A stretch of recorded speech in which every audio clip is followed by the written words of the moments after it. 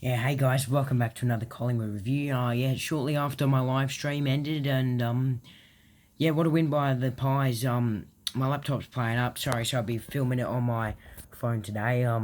It's a little bit of a tight squeeze to fit my whole face in, but hopefully I can fit my face in just right. So yeah, what a win by the Pies. Didn't really think we deserved it though. I was planning on going to the game, but I couldn't actually end up going. But it doesn't really matter because I did stream it. It was a good stream. I got a lot of views, a lot of likes. So yeah, thanks for you guys for liking, and hopefully you guys can subscribe. It really helps the AFL content on my channel. And yeah, it helps me to know if you guys really want me to continue with my YouTube channel. And well, the Pies, yep, they won. They definitely won it in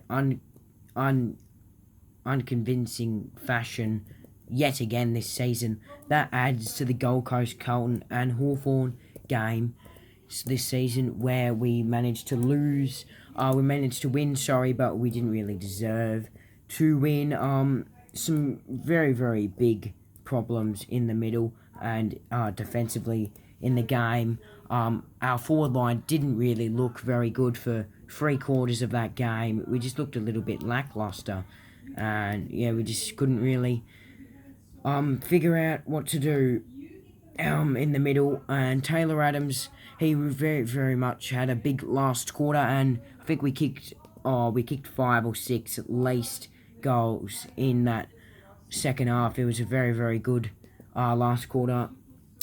And yeah, hopefully we can continue our run against the Crows next week. And Nick Larkey, he kicked 5 goals, and Goldstein had a dominant first half. Those two had an absolute field day with Darcy Moore out. Hopefully he's back this week, though, because we do not want Tex having a dominant day in Adelaide. Or else, yeah, we'll pay the price quite severely in this game. Massive scare in that game, though. North Melbourne was absolutely superb. Well done to Nick Larkin, Goldstein. They played superbly. And well done to McCreary. He had huge efforts in the last quarter, absolutely ragdolled. Nick Dacos and Josh Dacos both had very, very good games. And that Nick Dacos goal in the fourth quarter was an absolute gem of a goal. Hopefully we can keep going. And, well, there was some absolute midfield dominance by some North Melbourne players. Simpkin, Anderson absolutely dominated in the middle. So too Davey Ziviak.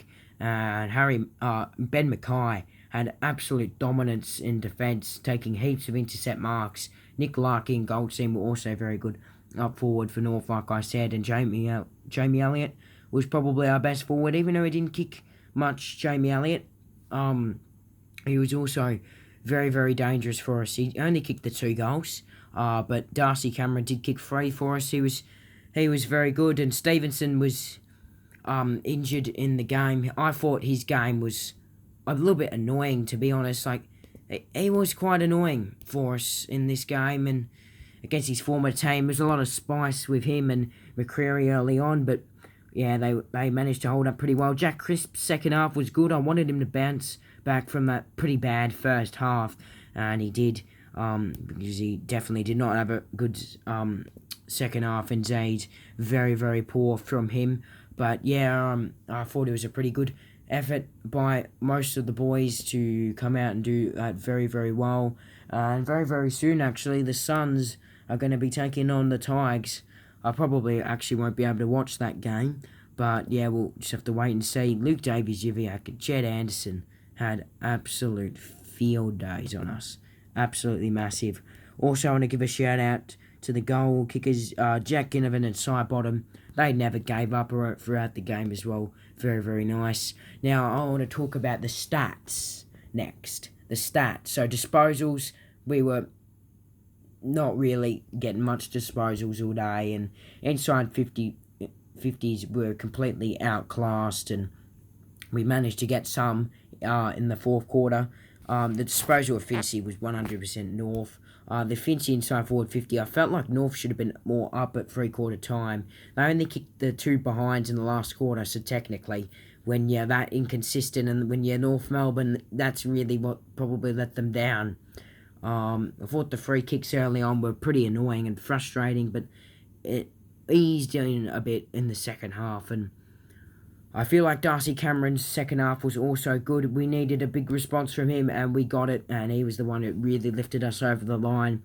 The clearances, though, we got absolutely belted in the first 3 quarters. It was like 38 to like 17 or something, but we finished off the game nice and strongly in there. Centre clearances, we're getting flogged in there at one point, and even the stoppage clearances as well. We were just getting flogged everywhere, even in the contested possessions. But North Melbourne did do a lot of turnovers in the fourth quarter, and we certainly did not look on in the first half. Very, very fumbly. We did not look on at all in that game, but that last quarter is all we needed to get over the line in the end, and we managed to get the win, not very convincingly. We were only in front for 19 minutes of the game, and most of that was like a good 15 minutes of the fourth quarter. North Melbourne's last goal was at the 23-minute mark of the third quarter. That just shows you the season they've had. They've gone goalless in the last quarter, back-to-back weeks from now, and North Melbourne did respond big time after their disappointing clash to Geelong. We didn't get our percentage-boosting win, however, we did get the 4 points, and we are currently sitting 5th just behind the Dockers and Brisbane, which is very, very interesting to see, especially seeing Brisbane with all their outs for their game against the Dons tomorrow should be interesting. And yeah, I'll see you guys next week for maybe I'll do a live stream for the Collingwood game against Adelaide, but also I'll see you for the review against Adelaide as well. Hopefully we can get the Chockies over in Adelaide, and hopefully Taylor Adams can survive the concussion test.